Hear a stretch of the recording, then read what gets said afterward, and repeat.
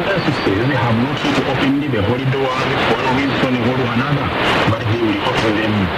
Archbishop of Nkea invited the faithful, especially those who passed through the holy door 25 years ago, to be grateful to God for protecting them in the last 25 years, particularly in Bamenda, where a civil war is taking place between rebels and the government forces, and for the benefits they received from the Almighty.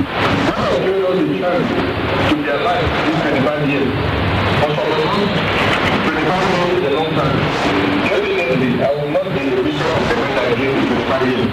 So this is my last time to open as Archbishop of Bamenda. It will therefore become an extraordinary year as I open another door. The extraordinary year will know me. And for many people here, calculate the 5 years of life of your year. I know that you will see another holy year. Make maximum use of this one.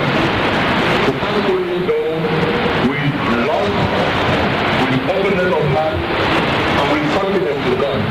Number one, confidence in mercy, that He will forgive your sins. Because of His love and mercy, not because of our own merit. Number two, enroll us in grace to be able to face the need to find with courage.